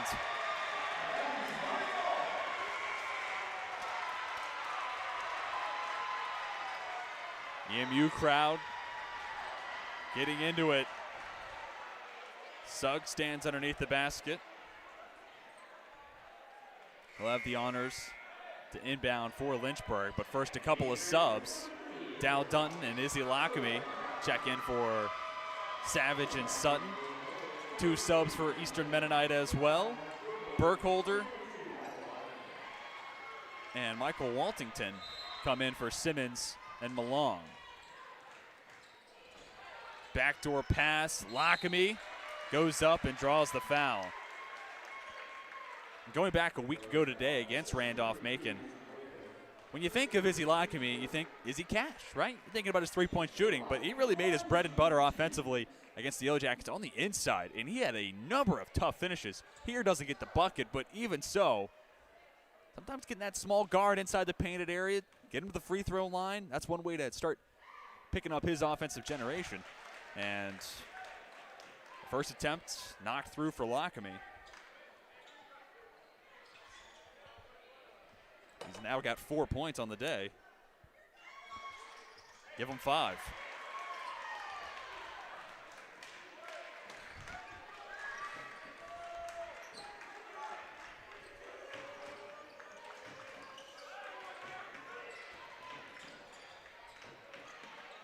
Jones was looking in the direction of Burkholder. Couldn't get it to his senior stretch big from Broad Run, Virginia. Now he does. 8 seconds on the shot clock, however. Pass tipped away by Lockamy. from Nguegwe, then off the right hand and in from Waltington. Sometimes it pays to be lucky. It did on that occasion for EMU. You could see then again on the Royals' offensive possession, they're still trying to force those mismatches, trying to force the small guy to go up against the big guy down low. Sometimes basketball can be that simple.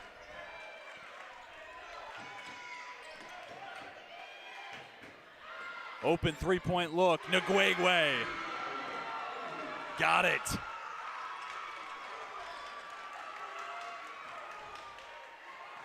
But this is where we've been for a majority of the second half, between 3 and 6 points. Lynchburg trailing Eastern Mennonite. Lockamy lofts in the direction of Thacker. There's the second defender. Someone's open. It's Alex Fitch, near side wing. A rare miss for Fitch. Suggs to Lockamy. Fitch one more time. Hits the top of the backboard. Possession comes to a close, 9:01 to go.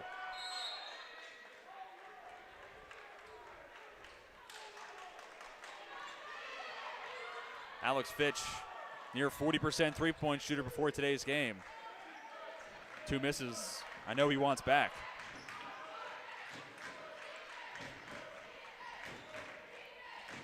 Nguegwe called for the travel.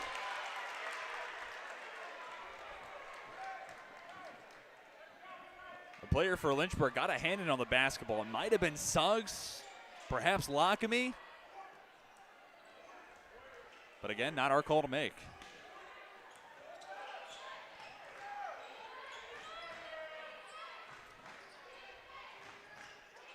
From mid-range, Fitch. Izzy Lockamy, the smallest man on the floor. Offensive rebound, basket and the foul. What was I talking about a minute ago? He's pretty good at finishing inside the restricted circle. And Lockamy with a made free throw can bring it back to a one-possession game. Grad student from Wake Forest, North Carolina, averaging 9 points per game. Got 7 so far. Now up to 8. Cam Savage is going to check in. Alex Fitch subs out for the Hornets, and Landon Swingler checks back in for EMU. To the sideline goes Ms. Nguegwe.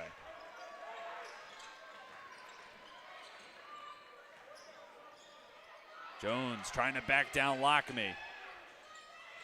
Lockamy comes away with the steal. Bounce pass, Savage. English off the glass. Layup no good. Thacker keeps it alive, or so it appeared. Lynchburg faithful will voice their displeasure. You know, even though that did not come out the way Lynchburg wanted it to on that transition, that is still the energy in this gymnasium that they need right now in order to come back and get on top. Nothing brings about a ton of energy like great hustle. And that's what Thacker showed on that last play. Timeout on the floor. It's immediate timeout. We'll step aside and come back. 57-54 your score. Eastern Mennonite trying to hold on against Lynchburg. All that coming to you on LHSN.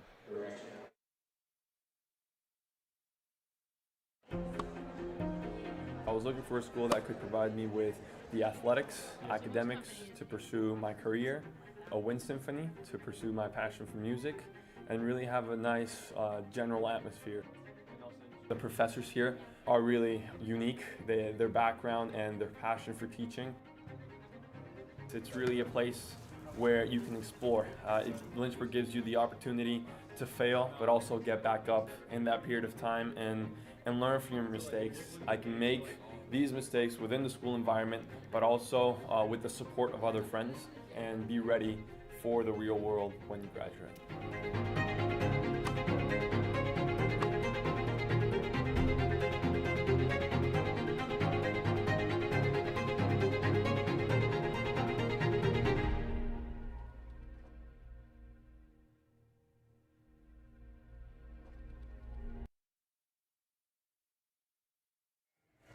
8 minutes and 6 seconds left to be played.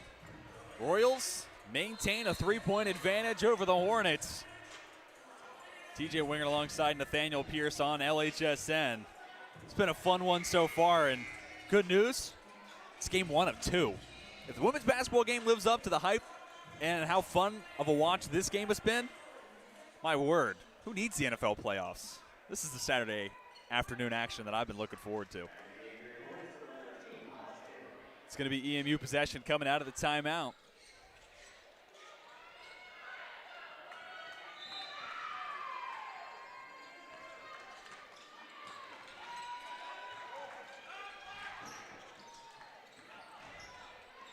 Burkholder working against Lockamy. Lost it for a moment. Now it's with Swingler. 10 seconds to go. Tim Jones trying to make it happen for the Royals. Finds Burkholder. Flush down with 2 hands. Jones is fantastic scoring the basketball, but his vision still might be his best asset. Just his second assist on the afternoon. Certainly a big one. Suggs is fouled on his way up, and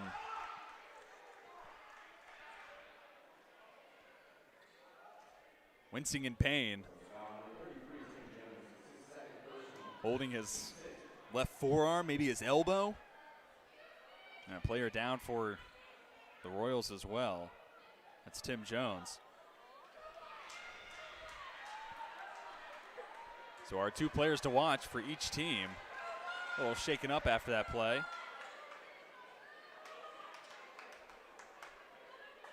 After grimacing from the pain, both look like they're going to stay in the game. Suggs the line for 2. It's 3 for 3 from the stripe so far.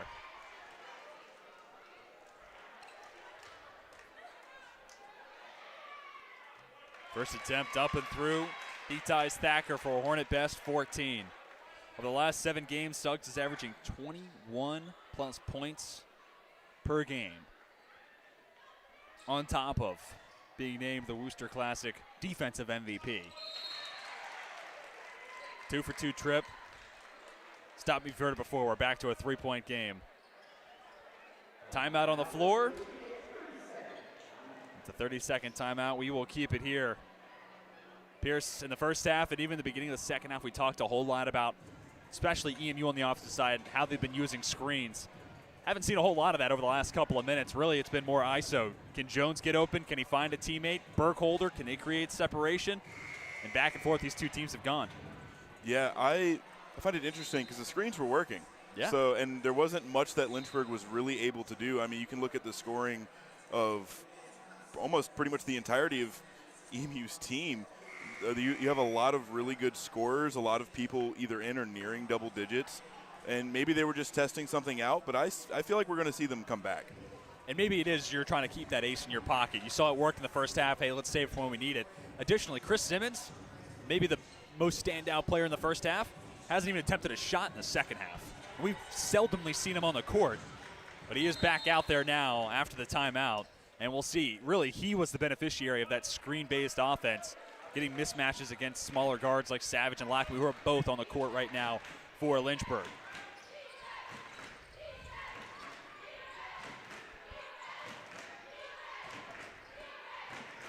It's a 4-out, 1-in look for EMU. Jones to the cup. With his offhand, pushes the Royals ahead by 5.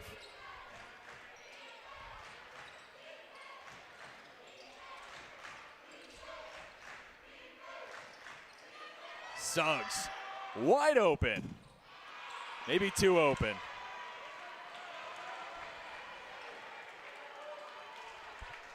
What a big offensive possession this becomes for EMU. Obviously still more than 6.5 to play, but this game is between 3 and 5 for the last 3 to 5 minutes of game time. If you can push this out to a 3-possession lead, feels like you're moving the needle in a positive direction for the Royals.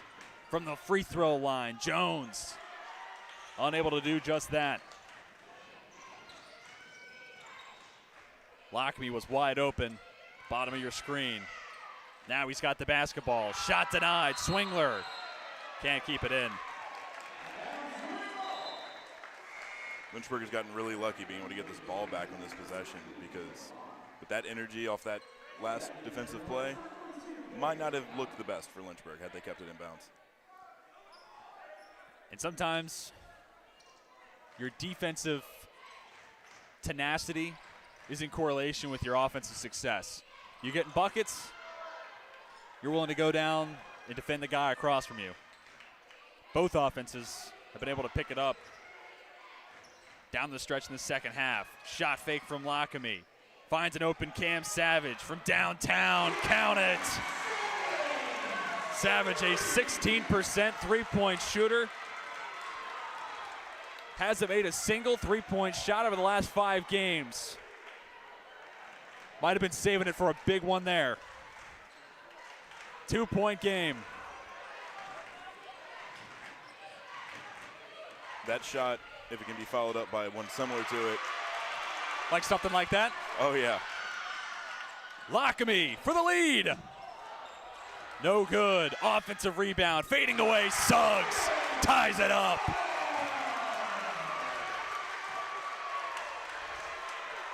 Those 2 offensive possessions may make the Royals rethink their defensive setup there.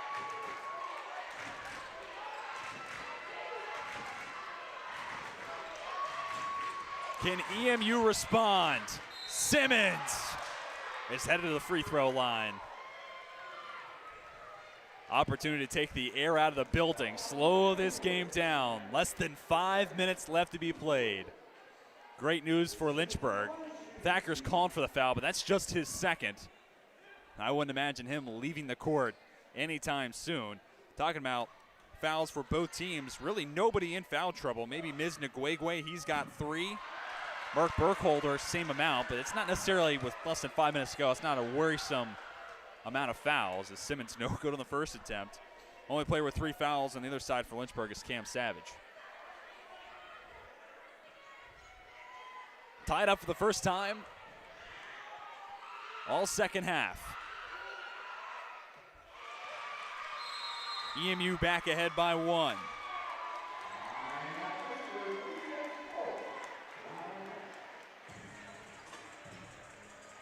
And a timeout on the floor, full timeout. And again, the chess pieces are moving. Every possession as this game has progressed, obviously, feels like it has that much more levity and gravitas towards it, but this is a must-have game for both teams, because whoever comes up short today will look back at this one and say, this is one we should have won. If we did this different, or if this shot goes down, that's our game. And that makes it that much more intense and maybe that much more important for whoever to come away with the win to get it done. We'll update you on some of those scores around the ODAC conference while we have a moment, while we're talking about the ODAC landscape. This is one of 5 games underway. Hampton, Sydney, and Roanoke. Maroons pulling away up by 7 against HSC. Randolph, Bridgewater. Eagles ahead by 7, 69-62 against Randolph. Guilford, Shenandoah. Guilford pulling away big time. About to hit the final score there, actually. 79-53. Guilford going to be the winner there. And Randolph Macon well out in front of Ferrum, 83-48.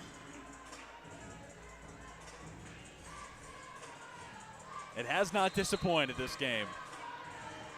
And again, if you didn't hear me mention earlier, it's just game 1 of 2 of our LHSN doubleheader. After this game concludes, we'll have about 45 minutes in between the end of this game and the start of the women's basketball contest between the Royals and the Hornets. 2 teams looking to snap 3-game losing streaks and to climb the conference standings.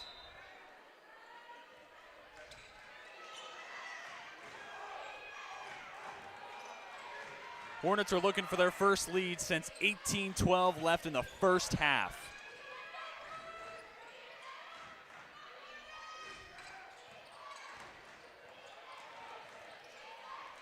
Young working against Simmons.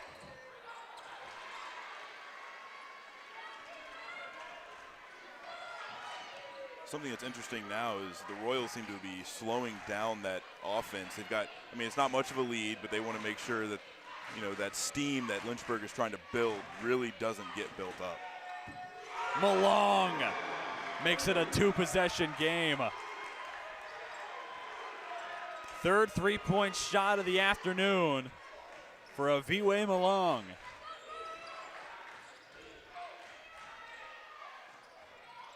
Unbelievable touch from Savage. Back to a 2-point differential.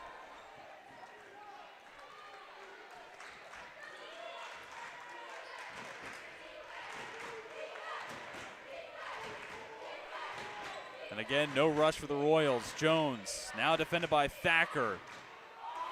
Off the foot of Simmons.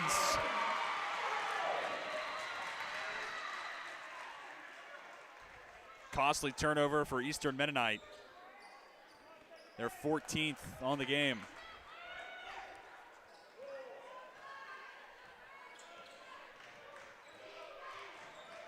Five on the floor for Lynchburg. Cam Savage, Carrington Young, Izzy Lackamy, TC Thacker, Theron Suggs. Young for three. Short. Savage gets it back. He's headed to the line. Carrington Young does not take a whole lot of three-point shots. Felt the occasion suited it, but ultimately it's Savage creating the opportunity to tie this game up once again. Hits the basketball back for Lynchburg. Foul on his way to the cup. First attempt up and through. 8 points on the day now for Savage. As we get ready for that second free throw, you think back to the three, that layup a moment ago, and now these two free throws, which he goes 2 for 2 on. That is 7 huge points for Savage, especially for a guy who only had 2 in the first half. Jones gets the contact. Call goes against Young. 3 minutes, 4 seconds. All that there's left to be played. Third foul against Young. 5th to go against Lynchburg. Speaking of fouls, EMU has been called for 7. So fouls against Eastern Mennonite. They will result in free throws for Lynchburg.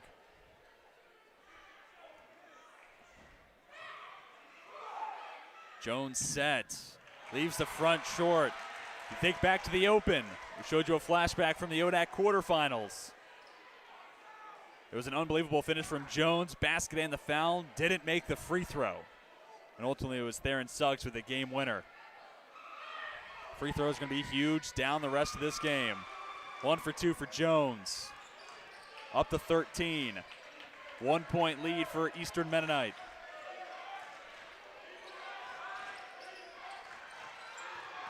Young finds Thacker cutting to the basket.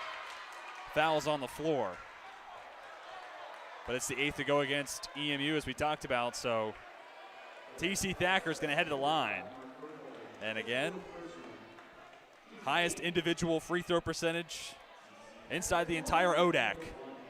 Can't think of a better spot if you're a Lynchburg fan. No, normally in any basketball game, the idea is to foul the big man down low because typically they can't make those free throws. But TC Thacker, he doesn't believe in that. Andre Drummond did not need to catch those strays from you. That was unnecessary. But you're exactly right. Thacker, because of that, and even with the women's basketball team coming up, Aaron Green first in the ODAC in free throw shooting percentage. 6'3", big body running down the court. That creates a whole lot of mismatches offensively. And a day that is TC Thacker's. Knocks down the first, ties the game up. Hornets looking for their first lead in the second half. And they've got it. Who else but Thacker? Second most of any Hornet with 16. Timeout on the court. It's a full timeout. We'll take a quick pause and come back. 2 minutes and 53 seconds. All that are left to be played between Eastern Mennonite and Lynchburg on LHSN.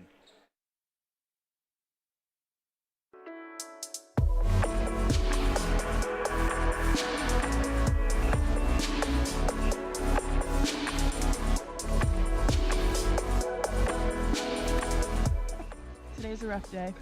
Jess and I are officially on a break. The couple canoe has broken up. It's not. How you feeling? Living the dream. just canoeing. That's the Mexican side behind me. The U.S. is that way. So far, we're all still alive. I really want a peanut butter and jelly sandwich. Woo! We did it! Kind of.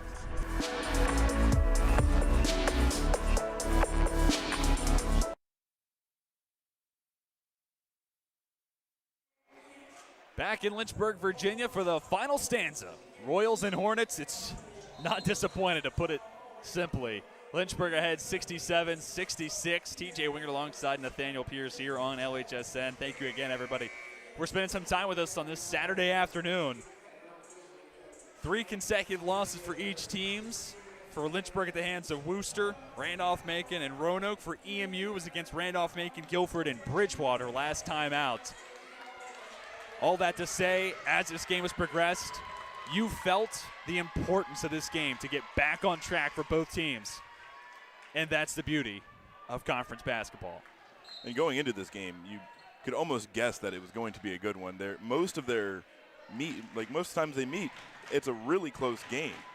3 of the last 4 decided by 8 or less. 5 of the last 7 also decided by 8 or fewer. They just have a knack for keeping it close.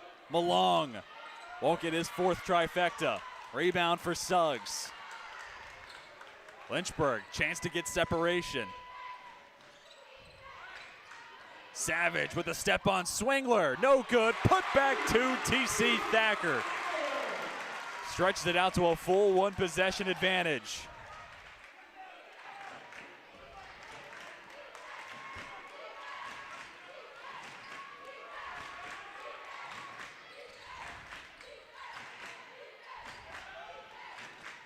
Swingler dumps it off for Simmons. He's fouled on his way to the rack. Simmons went 1 for 2 just a moment ago at the free throw line. Overall on the day, he's 4 for 5. And on the season, 42.9% free throw shooter, so he has certainly improved that percentage today. And if you're a Royals fan watching, you hope he continues his success from the line. Knocks down the first. And free throws have been a big part of this contest. EMU now 8 of 10 from the line. Lynchburg 19 of 21, 90.5%. I'd say that's pretty darn good.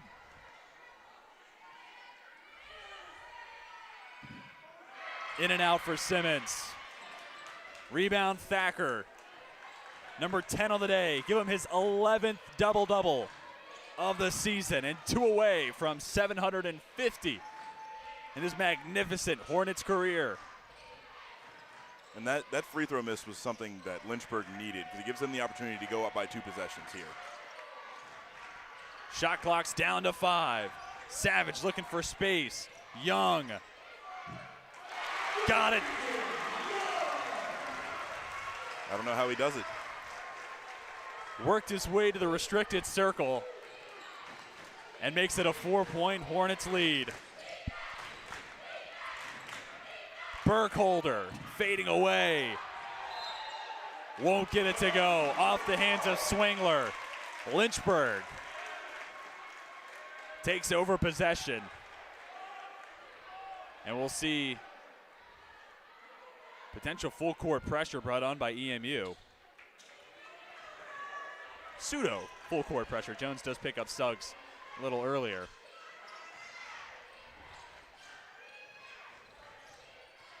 Young wide open. Dumps it to Thacker. Keeps this pivot foot alive. Bucket and the foul. TC Thacker with a free throw can make it a 3-possession game and potentially put this game on ice. Thacker with a game high, 20.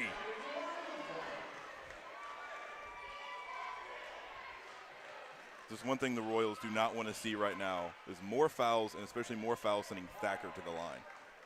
To start this game, Thacker had at least 2 bodies on him. It felt every inch of the court he traversed.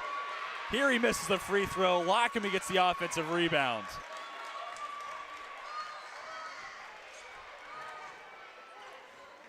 10 seconds.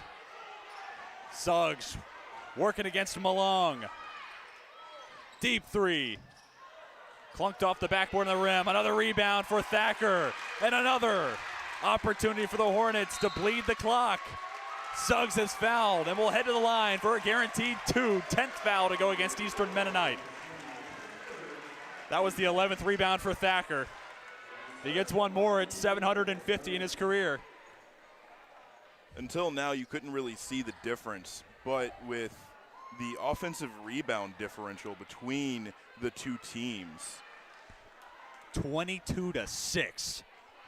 Lynchburg with obviously 22, and obviously until now they haven't really been converting on those offensive rebounds, but since they've started doing that, you can see the difference on the scoreboard. No doubt about it. Right around midway through the second half, you started to see it come to fruition. When it comes to points off of second chances, including that free throw, a 25-8 advantage for Lynchburg in that statistical category. And a timeout on the floor by Coach Melvin Felix as this game quickly got out of hand for the Royals, down by 7 with 35.6 seconds left to play. Well, as Coach Felix draws up this next offensive sequence, you got to think it's a three-point shot on the way. But even that has started to dissipate as not a big area of an advantage for EMU. Shot almost 42% from beyond the arc in the first half. That number now diminished below 35%. Lynchburg not only figured it out on the offensive side, but have raised up the defense to another level as well. Oh, yeah. They've definitely been able to answer almost everything that the Royals have thrown at them. It might have taken them a little while to get there, but they had the answer for it nonetheless. And on that point, to continue my point that I was starting when Thacker was at the free throw line, at the beginning of this game, nothing was easy, especially through T.C. Thacker. If you look at this game through Thacker's lens, it really tells the entire story. He could not get an inch without a second and a third defender coming his way. Fast forward to just over 30 seconds left to be played. He's got the most points of anybody in this game, the most rebounds, and on top of what he's done defensively with a block as well. In a day where he sets a milestone, he's one rebound away from another big career milestone. It's been his day that we've been able to witness, and he's got his team on the verge of breaking that 3-game losing streak at the exact right time in the season. And you keep the Royals from having another win in Wayne Profit. They'll have to wait until the next time they come and visit to try to break that losing streak here in Lynchburg. This is not going to sound analytically smart, but home court advantage is an advantage till it's not. If you look at your home confines as a place where you know you play better and teams don't look forward to playing you there, that's where you want to keep it. And you could say EMU has not looked forward to playing here inside Turner Gymnasium, and Lynchburg looking to keep that so. Jones finds him along, top of the key, got it to go, his fourth three ball. It's now a 4-point game, 26.6 to go, shot clock is turned off. And a timeout called by Coach Felix, and now we will certainly see full court pressure, trying to create the turnover and trying to emulate the efforts of Reggie Miller and pull off what the near impossible, but not impossible, task of tying this game up down by 4. And it'll be interesting to see if you're Lynchburg, you're getting your most sound ball handlers and passers onto the court right now, and in specific, the passer for that inbound spot. It'll be interesting to see who they roll out in this situation, because this is a role where you have to get it in, or you have to know 5 seconds, call a timeout right before you get there. So for sure, this is a big moment here for Lynchburg, and these are those little things that you go to practice and you run through these situations and kind of roll your eyes, practicing inbound sets. Nobody wants to do this, but this is why. This is the situation where you have to have it. Another benefit that the Hornets have right now is the fact that they're in the double bonus, whereas the Royals are not at all. The Hornets still have one foul to give before they start sending the Royals to the free throw line, and that's something that you would want as a coach right now with less than 30 seconds. You don't even have a shot clock. No doubt about it. Quickly, the upcoming schedule for both teams. EMU will be in action this upcoming Wednesday at home against Virginia Wesleyan. Then next Saturday, we'll head to Ferrum to take on the Panthers at 2 o'clock. Lynchburg, they're going to see a whole lot of this Hornets team over the next couple of weeks. Monday, they're at Shenandoah. That's a reschedule for a game moved because of COVID-19. And then Wednesday at Randolph, 7 p.m. Women's basketball will be also playing that night for Lynchburg. Again, lots of basketball on the horizon for both teams. Lockmy's got the honors to inbound. Finds Thacker. Then to Suggs. Ahead for Savage. Foul goes against Jones. And what an advantage. You talked about it earlier, Pierce. Having T.C. Thacker be such a sure free throw shooter, because in a sequence like that, there are not many other centers catching that inbound pass. But because Thacker is so reliable at the line, you can have him do that. Then the next guy he passes to is Theron Suggs, 93% free throw shooter. You feel pretty good about that. And ultimately, it's Cam Savage taking the free throws, knocking down the first. And Savage becomes the 4th player for Lynchburg to reach double figures. 20 for Thacker, 18 for Theron Suggs, 10 for Dow Dutton. And a missing storyline. He's been stellar today in his return to the starting lineup. And now Cam Savage has 11. And Lynchburg ahead by a full 2-possession lead, 76-70. You know, as the Royals, looking at the stat sheet and maybe some film coming into this game, out of anybody on the court right now for the Hornets, you would probably foul Savage because of his free throw percentage, but he hasn't missed one yet today. Young gets it into Thacker. Less than 5 seconds to go. Floor-length pass finds Lockamy, and Lynchburg battles all the way back and comes out on top over Eastern Mennonite, 76-70. Hornets bring it close to a 3-game losing streak and are now 9-5 on the year, 3-2 in conference play, and 4-1 at home. On the other side, the Royals played a game they really should be proud of. They showed a whole lot of heart, and they broke out a lot of different looks that I wasn't even anticipating today. But EMU falls to 5-10 on the year, 3-5, and the ODAC are now just 2-8 on the road. Marks of a young team still learning how to win away from their home confines. But Pierce, quickly, some final thoughts. I think this EMU team showed a ton of fight, and as the year goes on, a couple of tweaks, they could certainly be alive in the postseason. Oh, for sure. I think just a little bit of fundamental practice, a little bit of watching film, and they're definitely going to be a challenge to behold when it comes to conference play in the postseason. And it certainly helps having a player like Tim Jones. Once again, sure. The Royals will be in action Wednesday against Virginia Wesleyan. In Lynchburg, they'll be on the road Monday at Shenandoah. Huge win, breaks that losing streak, and just adds some confidence. That was a word we said a whole lot today, whether it's breaking the ice from beyond the arc, getting to the free throw line, and now ultimately getting into the winning column. Huge step in the right direction for Lynchburg to get back on track. And, you know, talking about free throws, that did come into play. You're exactly right. 22 of 26 from the line. Good day's work from the stripe. Definitely. So a good day for Lynchburg, and that'll bring it close to the first game of our doubleheader on LHSN. Once again, men's basketball comes away with the win 76-70 over the Eastern Mennonite Royals. Thank you, everybody, for tuning in. We'll be back in about 40 minutes. There'll be more of Nathaniel Pierce, myself, our director, Sam Rice. Until then, we are signing off.